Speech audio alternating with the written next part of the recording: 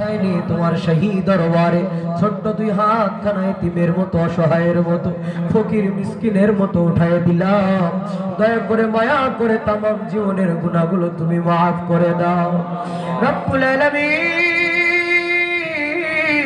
দুনিয়ার কোন মানুষের দরবারে হাত তুলি নাই, তুমি আমাদের মালিক, আমরা তোমার গোলাম। এই গোলামের মালিকের দরবারে হাত তুললাম। দয়া করে মায়া করে তামাম জীবনের গুনাহগুলো রহমান নামের ওসিলায় মাফ করে দাও। মাগরিবের পর থেকে শুরু করে মধ্যরাত পর্যন্ত আল্লাহ তোমার গোলামের আরামের বিছানাকে হারাম করে দিয়ে আয় আল্লাহ কোরআন শোনার জন্য ধুলির আসনে বসে রইল। আমি এই মুহূর্তে কি দিয়ে তাদেরকে বিদায় দেব?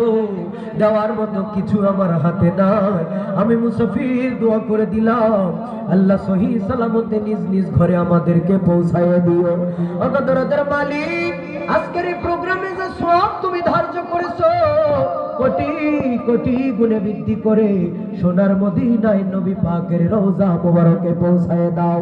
বাবা আদম থেকে শুরু করে এই পর্যন্ত যত মুমিন মুমিনাত, মুসলিম মুসলিমাত, নরনারী বিন্দু পরিমাণ ঈমান নিয়ে অন্ধকার কবরে চলে গেছে, সকলের পাক রূহ মোবারক আল্লাহর সওয়াবখানি পৌঁছায় দাও। আল্লাহ রাত গভীর হয়ে গেছে, আল্লাহ আমার যুবক ভাইয়েরা বাড়িতে যাবে, ঘরের দরজা খুলে দেখবে মা জননী এখনো খাবার নিয়ে বারান্দার মধ্যে বসে আছে।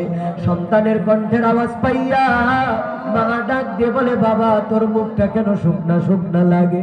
আমি মায়ের মনটা কই, তুই মনে হয় এখনো খাবার খাও নাই, আয় বাবা। আমি মাও এখন রাত্রে খাবার না খেয়ে তোর জন্য অপেক্ষমান, আয় বাবা হাত মুখ ধুয়ে একসাথে খাবার খাবো।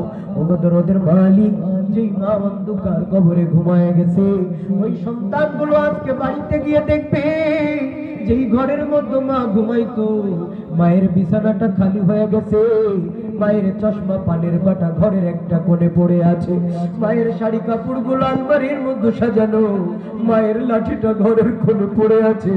বিবি যখন তার নতুন আলমারি থেকে মায়ের পুরাতন কাপড়গুলো ফেলে দিতে চায়, সন্তান ডাক দিয়ে বলে, ও বিবি আমার মায়ের কাপড়গুলো ফেলে দিও না, ওই কাপড়ের কাছে আমার নাকটা লাগাইলাম, নাকটা লাগাইয়ে মনে হয় আমার মায়ের শরীরের ঘ্রাণ আমার নাকে পায়, আমার মায়ের কাপড়গুলোর দিকে তাকাইলে মনটা কয় আমার মা যেন আমার সামনে হাঁটতেছে। ও বাবা আমার মায়ের লাঠিটা ফেলে দিও না, ওই লাঠিটার দিকে তাকাইলে আমার মায়ের স্মৃতি সামনে ভেসে আসে।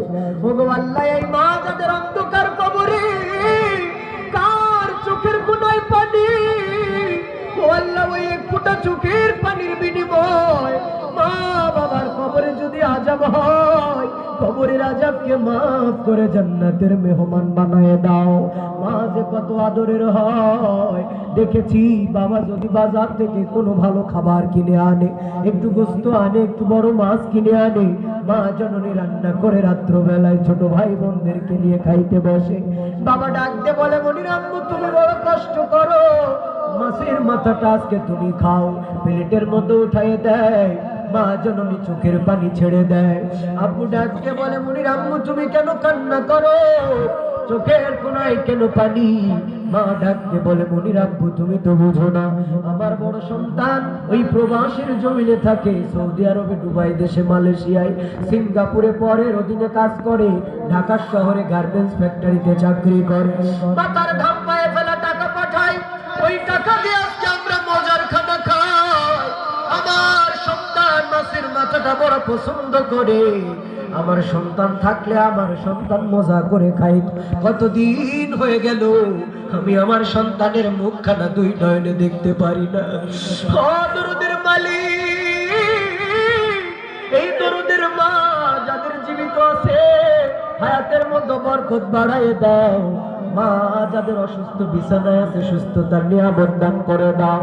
কত আদরের মা সফরে যখন বাড়ি থেকে বের হয়ে যায়, মায়ের চোখের কোনায় পানি, মা জননী ছটফট করতে থাকে।